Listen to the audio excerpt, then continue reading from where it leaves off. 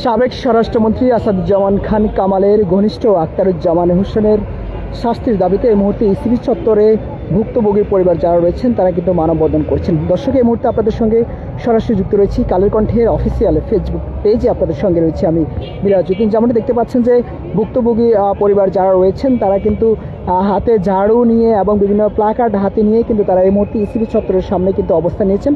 তাদের দাবি, অনেকে বলছেন যে দীর্ঘ 15 বছর এই ইসিবি চত্বরে কিন্তু এই আখতারুজ্জামান তিনি সাবেক স্বরাষ্ট্রমন্ত্রী আসাদুজ্জামান খান কামালের সাথে তার সম্পর্ক অনেক ঘনিষ্ঠ থাকার কারণে কিন্তু তিনি এই ইসিবি চত্বরের বিভিন্ন জায়গা জমি কিন্তু তিনি দখল করেছেন, এমনটি কিন্তু অভিযোগ করে কিন্তু পরিবারের ভুক্তভোগী যারা রয়েছেন তারা এই মুহূর্তে ইসিবি চত্বরে কিন্তু অবস্থান নিয়েছেন। আমরা কয়েকজন ভুক্তভোগী পরিবার যারা রয়েছে তাদের সঙ্গে কথা বলবো, তারা কেন এখানে মানববন্ধন করছেন বা তাদের দাবি কি একটু জানার চেষ্টা করব। যে আপনি একটু যদি বলতেন আপনারা কেন মানববন্ধন করছেন,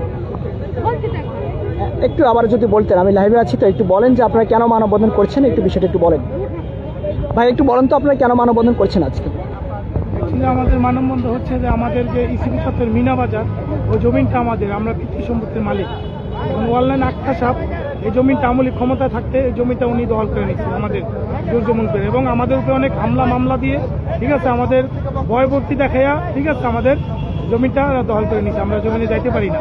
আর আমলিকে ক্ষমতার সময় খুব পাওয়ার ছিল। এখানে অনেক ভুক্তভোগী, এখানে 1000 লোকের উপরে আছে আখতার ভুক্তভোগী। ও যেই জমিন পছন্দ করে ওইটাই সে দখল করে নেয়, ঠিক আছে, ওইটাই নিয়ে নেয়। এবং এই জমিনের মালিককে সে মাইর দূর করে ঠিক আছে তারা দেয়, ঠিক আছে। আবার ভয় দেখায় যে জমিন আসলে ওরা মেরে ফেলাইব।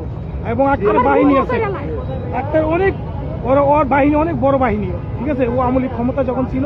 আচ্ছা, অনেকগুলা প্লাকার্ডের মধ্যে লেখা রয়েছে আয়নাগর গুম, ওটার সাথে ওর সম্পর্ক ওর সাথে জড়িত সব। ও ছাত্রের ক্ষতিগ্রস্ত করছে, ছাত্র আন্দোলন সমূহ ঠিক আছে ছাত্রলীগের সহযোগিতা করছে, এবং ঠিক আছে ওর বাহিনী দিয়ে ছাত্রলীগের সাথে জড়িত ছিল। ও এগুলো করছে ইসিবি চত্বরে ছাত্র আন্দোলন করছে ওর বাহিনী দিয়ে।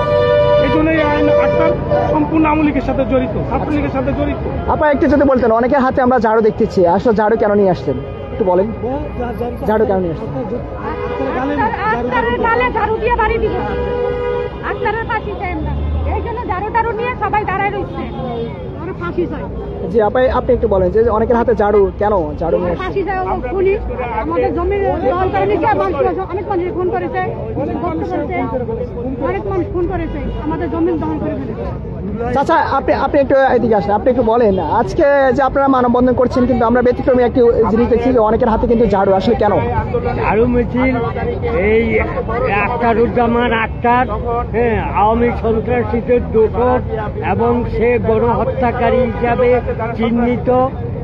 সে ভূমি দখল হইতে আরম্ভ করে বিভিন্ন চাঁদাবাজি, জিয়াউল হাসান হইতে আরম্ভ করে তারেক সিদ্দিকীর সাথে তার সম্পর্ক, এবং সাবেক স্বরাষ্ট্রমন্ত্রী আসাদুজ্জামান খানের সাথে তাদের সম্পৃক্ততা, তাদের মাধ্যমে বিভিন্ন জায়গায় হামলা করে মামলা দিয়া, মিথ্যা মামলা দিয়া জড়াইছে।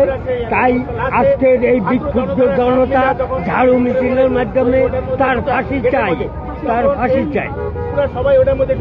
দর্শক, যেমনটি শুনেছিলেন একজন ভুক্তভোগী পরিবার, তিনি যেমনটি বলেছিলেন যে বিভিন্ন অপকর্ম কিন্তু করেছিলেন এই ইসিবি চত্বরে। একটু কথা বলি চাচা, আপনারা কেন মানববন্ধন করতেছেন আজকে? আমরা করতেছি মানবতা, ওই যে আমাদের ওই যে ইসিবি চত্বরের উত্তর পাশের জমিনটা উনি দূর করে দখল করে খাইতেছে 8 বছর ধরে, 532।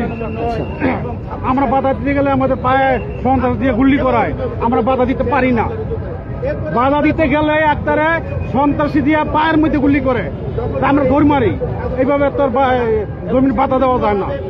উনি দূর কইরা এই পন্থা আছে এইভাবে ই কইরা যারা আমরা মালিক কেউ ওর কাছে কিনে নেয় নাই, ফালতু একটা লোকের কাছে কিনে নিচ্ছে। রমিজ এবং কোনো আত্মীয় না, ফালতু একটা লোকের কাছে কিনে নিচ্ছে। এখন তো আওয়ামী লীগ নেই, আওয়ামী লীগের যে ক্ষমতা তিনি প্রয়োগ করতেন। আপনাদের যদি কাগজপত্র থাকে তাহলে আপনারা জমি বুঝিয়ে নিচ্ছেন না কেন বা সময় নিচ্ছেন কেন? আমাদের কাছে উপযুক্ত কাগজ আছে, সবই আছে। আর আক্তারের কাছে যা কাগজ আছে সব 2 নম্বর, সব ভুয়া কাগজ, সেইটা তো উনি ই করতেছে। এই যে আমার সুন্দর করে কইতে নেতাদের পুলিশের বড় বড় পদ্মারি সবার ব্যবহার করে সে হাজার হাজার কোটি টাকা করে